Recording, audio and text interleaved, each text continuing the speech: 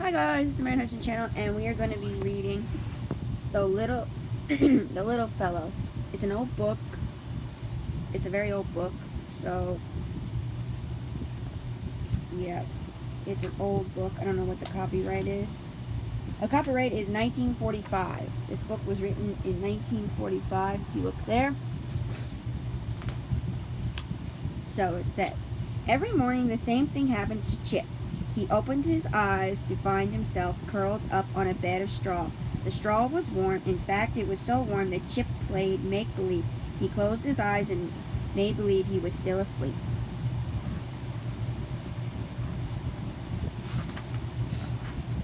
Chocolate, his mother, knew he was only playing. She rubbed her nose against Chip's. Then she began to lick him all over. That was a big job. It took her a long time. First she washed his face with her tongue. Then she washed his fuzzy coat. The more she licked, the fuzzier Chip's coat looked.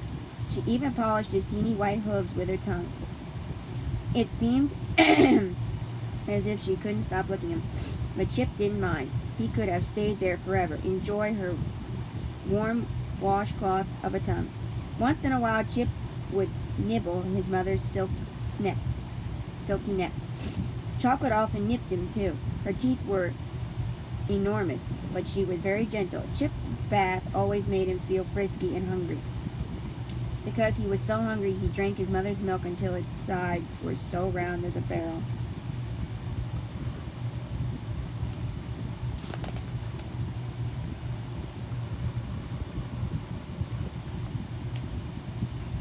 By this time in the morning, Whitey could be heard whistling softly as he went about his work. Whitey filled the feed boxes and opened and closed the stalls. He was exactly the same color as Chocolate, but still everyone called him Whitey. Soon Whitey's shiny face appeared over the top of the stall.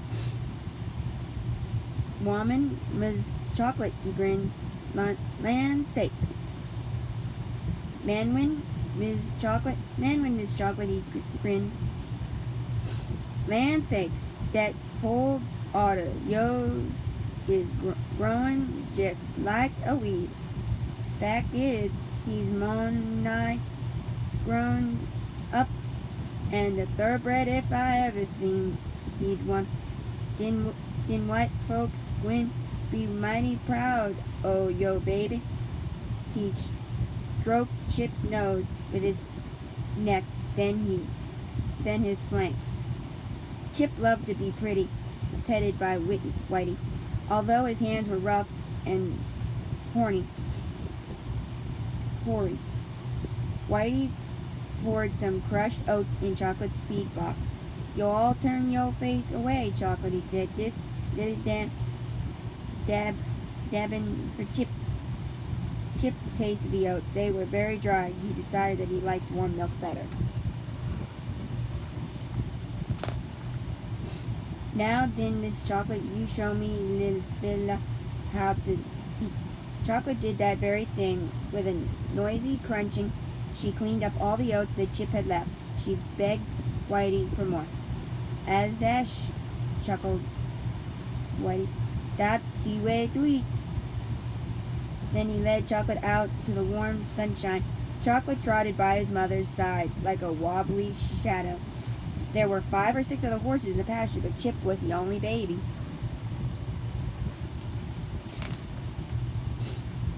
This was Chip's first spring. Never before had he heard birds sing. Never before had he seen pink clover. He dipped his nose into a patch of the clover. He munched 1 or 2 of the bigger flowers.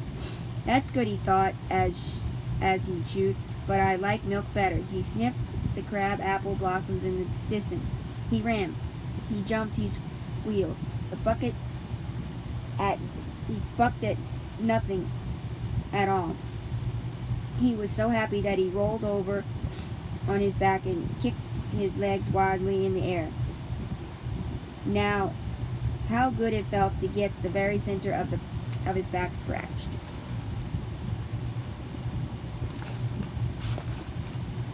In the middle of the rolling, he suddenly stopped and rested his feet pawing the sky. He could hear new strange sounds now, the glug-glug of a bullfrog and the meowing of a catbird, the humming of a bee. Some day, when he had more time, he would find out where these noises came from. A cottontail rabbit whiffed by close to his whiskers. Chip was having too much fun laying there in the sun to chase him. Instead, he just snipped at him with his teeth. Then he snorted and whined fiercely. This was life.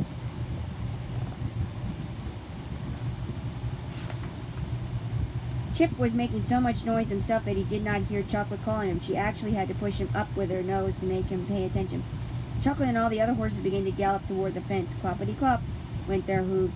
Chip hurried up with them. Clippity-clip went his teeny hooves. There in the fence stood the family. This was the nicest time of day for Chocolate and Chip and all the other horses. The family was always brought little treats with them. There were carrots or red apples for the grown-up horses. For Chip, there was a lump of delicious sugar. Chip did not know what he liked better, the sugar or the salty taste in the man's hand.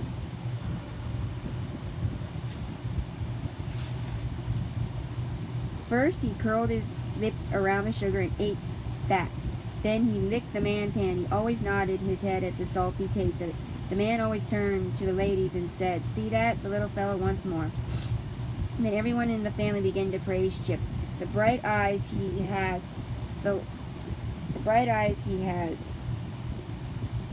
and what lively ears, exclaimed the ladies. "He will fly like the west wind," said the man. "He will bring honor to Bluebell Farm. I love the white star on his face and his neat white stockings," said one of the ladies. "Oh, feel his tummy like whiskers and fuzzy coat," cried the other lady. "He will be strong, he will be swift," said the man. With a faraway look in his eye, the family patted Chip. They stroked the white star on his nose. "Isn't he gentle?" asked the ladies. Their voices were soft and low, so Chip stood very still. "He is fire and spirit. He has fire and spirit," said the man. "He is a little beauty," they agreed.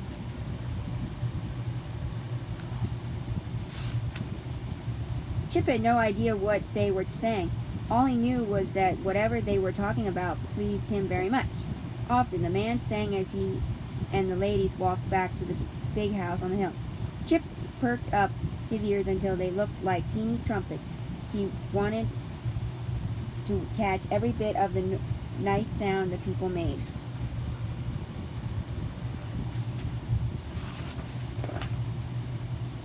Even with all the attention he was getting, Chip was anxious to grow up. He wanted to be as big as Chocolate and the other horses. He wanted to do what they did. He wanted to bugle through the nose. He wanted to sleep standing up. He wanted to be able to enjoy clopping across the way they did. More than any of these grown-up manners, in fact, more than all of them put together, Chip wanted to brush flies with his tail. He did not want to do it the way a colt flies his tail. He wanted to do it the grand, swishy way the grown-ups did. The grown-ups made a regular ceremony of it. Every afternoon when the sun was high in the sky, the big horses gathered in the shade of the honey locust tree.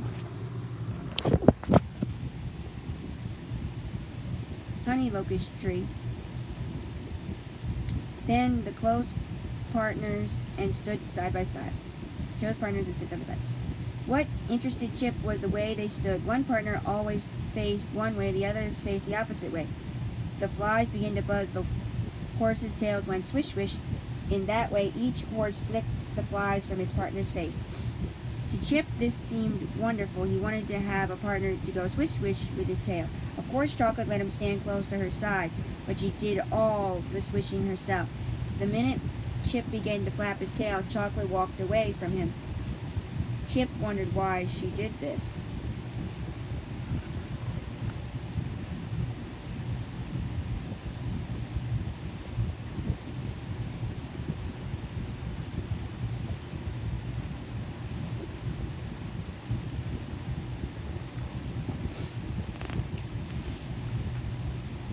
One day, all the horses were napping in the shade of the honey locust tree.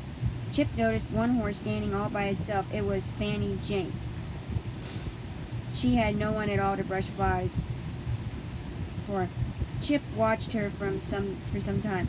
Saw a large horsefly crawl down her nose. Even when her head nodded as she dozed, the fly stuck on her nose.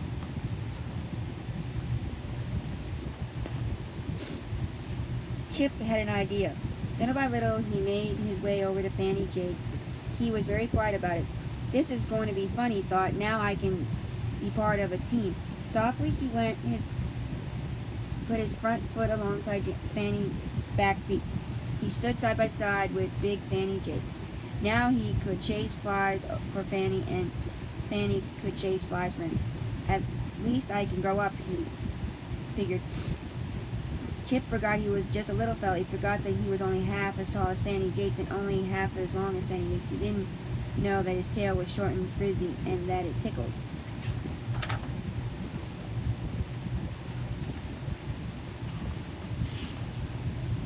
For a minute or two, there was no big noise. Right on snoozing. Chip was beginning to think the whole idea rather tiresome. Suddenly a fly zoomed down, and the time it landed right on Fanny's back. Swish, swish went Fanny's tail. It felt silky as it brushed Chirp's face. Flappity flap went Chip's little brush of tail. It began to reach Fanny's face. It didn't begin to reach Fanny's face. It just reached her forelegs. It tickled Fanny's legs.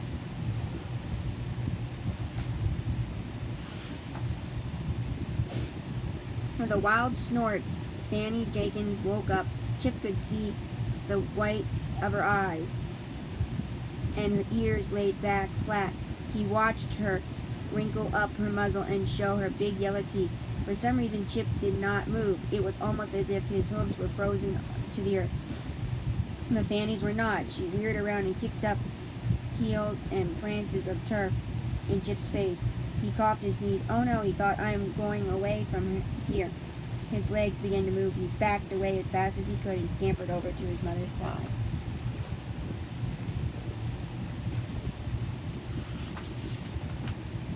For the rest of the afternoon, he stayed very close to Chocolate. He just let these flies bite Fanny Jenkins all they wanted to. See if he cared. About a week later, Fanny Jenkins had a surprise for the other horses. When Whitney led her out to the pasture, a brand new baby foal trotted by her side. Fanny sighed a cheery good morning to everyone. Then she pranced around the pasture as if she and her colt were on parade. It was Chip's turn to snort now. Humph, he squeaked. What a little thing. Why, he's so teeny he looks like a filly instead of a man horse like me. He can't even keep his balance. His legs are scooting every which way. Chip turned away with a teeny sneeze.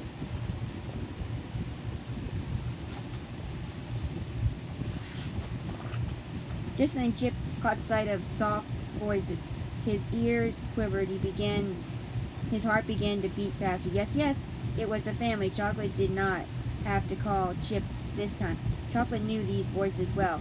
Oh, this was the best part of the day. Chip could almost taste the sugar melting on his tongue. He could almost feel the soft hands stroking his nose. He could almost hear the family say, what a little beauty he is. The sound of these friendly voices were like the ringing of the dinner bell. The horses came galloping from the pasture. Cloppity-clop went the big hooves. Clippity-clip went Chip's teeny hooves. But Fanny Jenkinson's colt made scarcely any noise at all.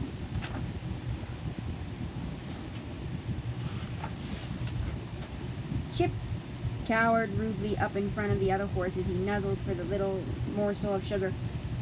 The family was actually walking away from him. What had happened? They were moving toward Fanny Jenkinson's baby. No two ways about it. The man, here's a real colt. His coat is red gold, one of the ladies. We'll call him Strawberry, Jenkins said, and the man said, what bright eyes he has, what lovely ears, said the ladies. He's a little beauty, they agreed.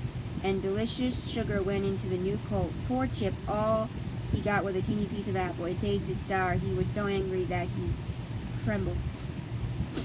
I will make the family look at me, he decided. He stomped and pawed the earth, raised his head, and neighed sharply. To his complete surprise, he almost bubbled through his nose. But the family just laughed and said, "Why, I do believe the little fellow is jealous." Even the horses laughed. That this was too much.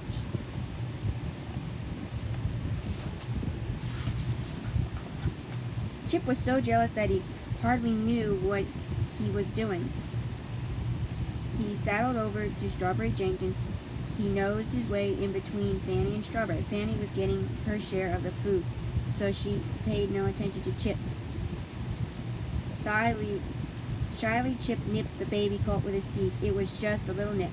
Then he completely forgot himself. Took a big bite, and he didn't meant to bite so hard, or did he? With the whining of a terror, Strawberry whirled around Chip and stared at his mother.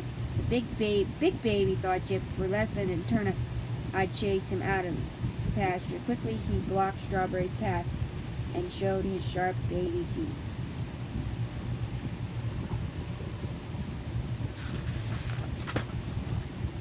Strawberry jumped like a cat out of a bag. Chip was after him in a flash.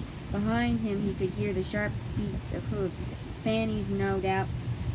She would be on him in a minute. Strawberry was fleeing toward the scene.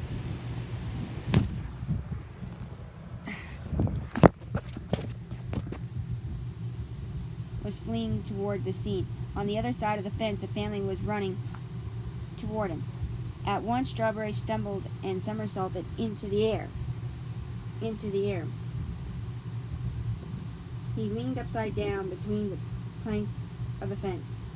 Chip had to dig his hooves into turf to keep from pulling on top of him. Poor Strawberry was caught fast. He looked so funny there, squirming and pawing in the air, that Chip laughed a little high horse laugh. It wasn't funny to Strawberry, though. He squealed loudly for his mother.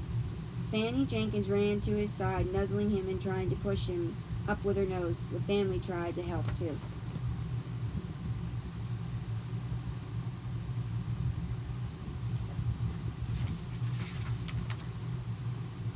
The other horses came at a gallop from all over the pasture. The noise grew louder and louder. There was snortlings, shrill cries, and baby whines. There was thumpings of many hooves. There were the worried voices of the family. All of these noises seemed mixed up together into one great noise. Chip was amazed at all the trouble one little bite had caused.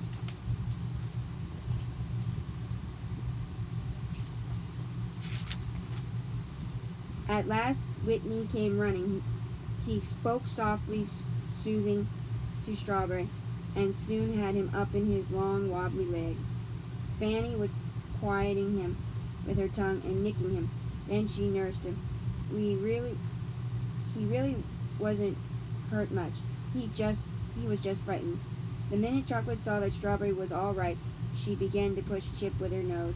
She pushed him hard. Chip could tell that she was angry. She was pushing him to the far end of the pasture. When she had him alone, she started talking to him in little whinings.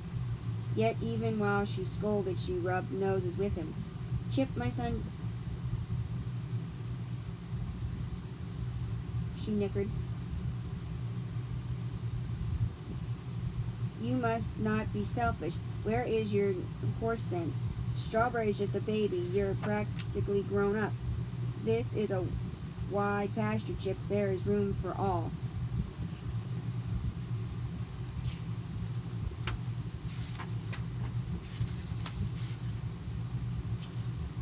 Chip was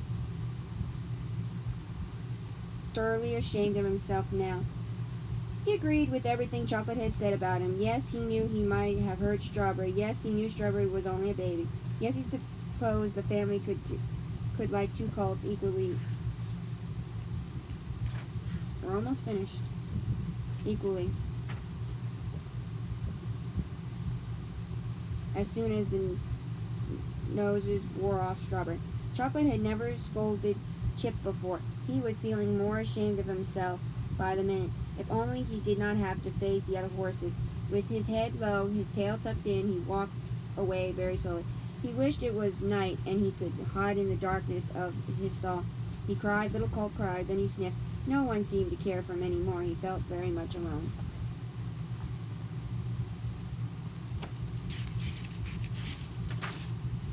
Chip was miserable for days. Sometimes even his mother seemed to be more interested in Strawberry Jenkins than she was in him. Often he would notice her ears moving back and forth to catch everything the family said about him. At night, Chip began to roll about in his stall. Laws and massy, said Whitey. It's the Gwenin be tumbling all his life. Horses that roll in their stalls are called tumblings. No horses like to be called tumbling. Tumbling my eye, thought Chip.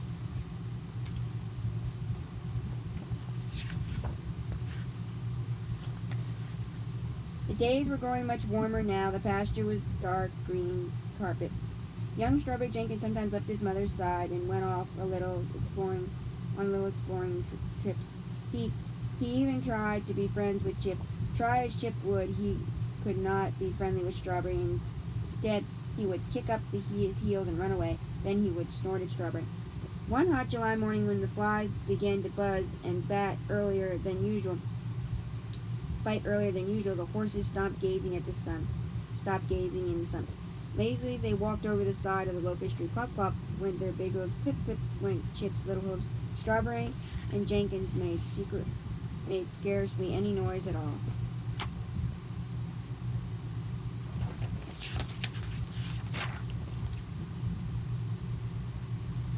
It was cool and restful in the shade. The grown-up horses were standing in twos. Some drowsed. Some just looked off into the distance. Chip noticed that his mother had chosen Fanny Jenkins as a partner. Fanny was brushing flies for Chocolate, and Chocolate was brushing flies for Fanny. Swish, swish went the tails. Chip was left all by itself. Suddenly a warm body rubbed against his own. How nice and fuzzy it felt. Without looking around, he knew it was Strawberry Jenkins. Why, my stars, thought Chip. Strawberry is almost as tall as I am. He is almost as long as I am.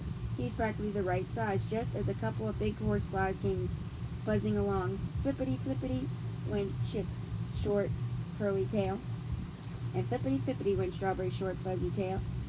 Chip nickered softly.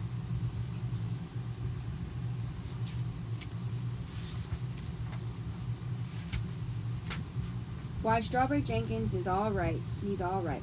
Back and forth flipped Chip's tail. Back and forth flipped Strawberry's tail. Away flew the pesky flies. Chip was mighty proud of himself. He was taking care of Fanny Jenkins' baby. He had actually taught Strawberry how to brush flies.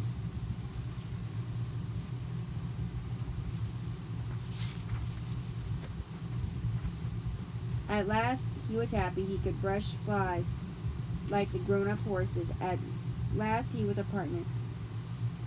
Chip quivered with delight. He licked Strawberry's leg, and this time he took just a friendly little nip for the fun of it. Chocolate was right, thought Chip. There is room for all. And he let out a small whinny of happiness into the drowsy summer noon.